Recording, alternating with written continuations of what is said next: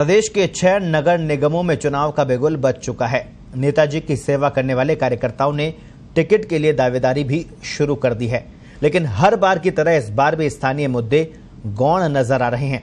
सड़क, सीवर और road light जैसे बुनियादी मुद्दों को लेकर कोई भी नेता मुंह नहीं खोल रहा है। बातें हो रही है प्रदेश में बढ़ते अपराध और कोरोना संक्रमण की। ऐसे में फिर वोटर खुद को ठगा सा महसूस कर रहा है। अब यहाँ सवाल ये कि आखिर इन बुनियादी मुद्दों को लेकर पार्टियां क्यों चुप है? क्या केवल चुनाव जीतना ही पार्टियों का मकसद रह गया है? क्या उन्हें आमजन की समस्याओं से कोई लेना देना नहीं है?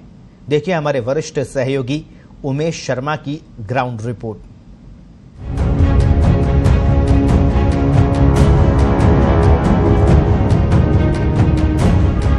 सुप्रीम कोर्ट के आदेश के बाद जयपुर, कोटा और जोधपुर के 6 नगर निगमों में चुनाव की घोषणा हो चुकी है। कोरोना संक्रमण के चलते इस बार 2 चरणों में चुनाव होगा। पहले चरण में 29 अक्टूबर को जयपुर हेरिटेज, जोधपुर उत्तर और कोटा उत्तर में मतदान होगा, जबकि दूसरे चरण में 1 नवंबर को जयपुर ग्रेटर, जोधपुर दक्षिण और कोटा दक्षिण में मतदान किया जाएगा।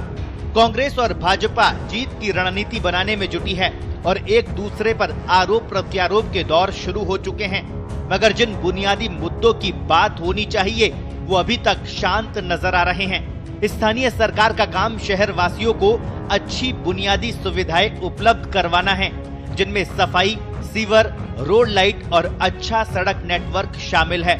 मगर पिछले कई सालों में शहरी सरकार इसमें फेल नजर आई है। आज भी शहरों की सफाई व्यवस्था राम भरोसे है। रोड लाइट्स बंद रहती है और कार्यकाल के 5 साल हंगामे में ही बीत जाते हैं। इन तीनों शहरों में सबसे बड़ा क्षेत्र जयपुर है। यहाँ पहली बार 2 नगर निगम बनाए गए हैं। अब तक के निगम के इतिहास पर नजर डाली जाए तो शुरू से ही यहाँ भाजपा का बोर्ड बना है। मोहनलाल गुप्ता जयपुर के पहले महापौर थे, लेकिन शहर को बुनियादी सुविधाएं देने में नगर निगम नाकाम साबित हुआ है। आज भी शहर का एक बड़ा हिस्सा सफाई से महरूम है। हर महीने बिजली और पानी के बिलों में जुड़कर आने वाले टैक्स को शहर का आम आदमी चुकाता है, लेकिन सुविधा के नाम पर उसे कुछ नहीं मिल रहा। चुनाव से पहले प्रत्याशी बड़े बड़े वादे करता है और 5 साल तक क्षेत्र से ऐसे गायब होता है जैसे गंजे के सिर से बाल। वोट के लिए जिस तरह प्रत्याशी आमजन के पीछे भागता है, उसी तरह आमजन जीत के बाद अपने पार्षद के पीछे भागता है। यही वजह है कि चुनाव दर चुनाव ये मुद्दे खत्म से होते जा रहे हैं। जयपुर नगर निगम में हर साल करोड़ों रुपए सफाई के नाम पर खर्च होते हैं, लेकिन ये सफाई मुख्य सड़कों से आगे नहीं बढ़ पा रही। आज भी शहर की गलियों में कचरों के अंबार लगे हैं। कर्मचारी सफाई नहीं करते और उनकी मॉनिटरिंग करने वाले अधिकारी अपना घर भरने में लगे हुए हैं। भाजपा और कांग्रेस की बात की जाए तो दोनों ही पार्टियां स्थानीय मुद्दों को छोड़कर ऐसे मुद्दों को हवा देने में जुटे हैं जिनका निगम चुनाव से कोई लेना देना नहीं है। जिन 3 शहरों में चुनाव होने हैं वो अभी कोरोना के हॉट स्पॉट बने हुए हैं। भाजपा इस मुद्दे को हवा देने वाली है। इसके अलावा प्रदेश में बढ़ते अपराधों को लेकर भी भाजपा जनता के बीच जाएगी।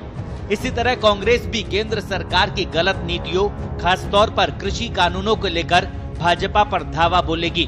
गिरती अर्थव्यवस्था को लेकर भी आमजन को चुनाव में समझाया जाएगा, जबकि जिन मुद्दों को लेकर राजनीतिक दलों को चुनाव मैदान में उतरना चाहिए, उन स्थानीय मुद्दों की अगर बात करें तो सबसे पहला मुद्दा नियमित हो शहर की सफाई व्यवस्था। दूसरा मुद्दा डोर टू डोर कचरा संग्रहण प्रोजेक्ट के तहत घर घर पहुँचे हूपर। तीसरा मुद्दा सीवर जाम की समस्या का तुरंत हो समाधान। चौथा मुद्दा आवारा पशुओं से शहर को मिले निजात। 5वां मुद्दा अतिक्रमण से मिले शहर को मुक्ति।